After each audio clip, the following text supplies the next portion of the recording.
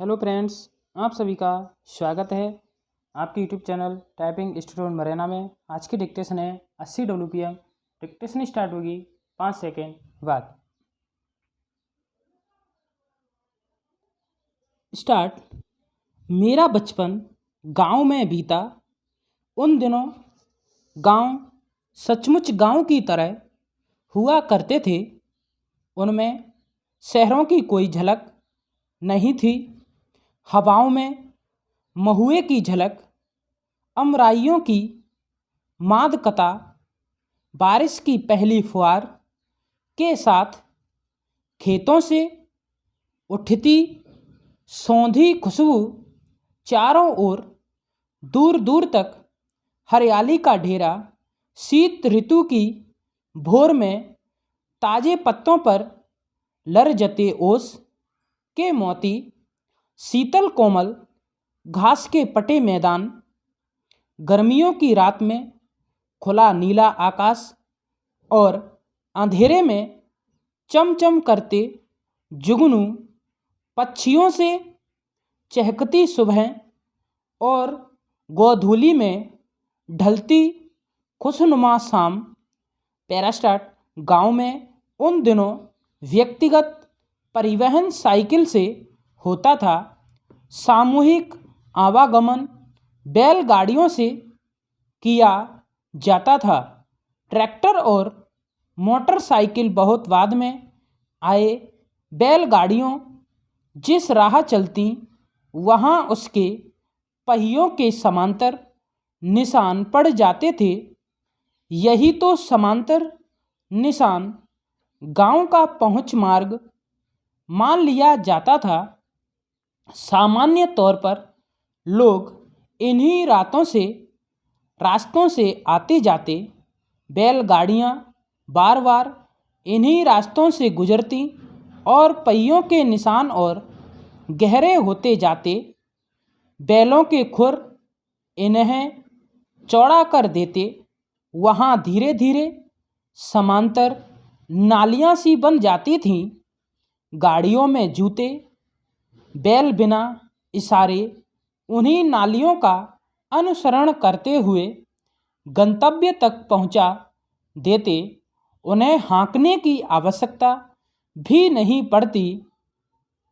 कई बार तो गाड़ीवान बेफिक्र अपनी नींद पूरी कर लेता था। ऐसे गांव आज भी शहरी आपाधापी में मन के अंदरूनी कोने में जिंदा है, जिसका निर्मल वातावरण प्रकृति के शुद्ध पर्यावरण से भरपूर था। पैरास्टार्ट। बहरहाल मैंने इन्हीं रास्तों पर साइकिल चलाना सीखा था। उन दिनों बच्चों के लिए छोटी साइकिल अस्तित्व में नहीं आई थी। घर में एक अदद साइकिल का होना गर्व का विषय हुआ करता था। मैंने बड़ी साइकिल से ही सर्वप्रथम कैंची चलाना सीखा था। साइकिल को बिना सीट पर बैठे कैंची चलाने का अनोखा तरीका था। बायां हाथ साइकिल के एक हैंडल पर और दाहिना हाथ सीट के ऊपर से होता हुआ बीच वाले डंडे पर, वह भी ऐसे कि सीट का अग्रभाग कांख के नीचे दबा हो। साइकिल के डंडे को मजबूती से पकड़े रहना ही साइकिल पर बने रहने का उपाय था। कैंची चलाते समय पैर पेडल पर और पूरा शरीर साइकिल के त्रिकोणीय डंडों के बीच झूलता रहता था। बड़ा ही अजीब और रोमांचक था साइकिल को ऐसे चलाना। पैरास्टार्ट। एक दिन बहुत तेजी से साइकिल चला रहा था। अचानक सामने से एक मृत्युशैया आती दिखी। लोग राम नाम सत्य है उच्चारते हुए चले आ रहे थे। मैं नौसिखिया चालक था।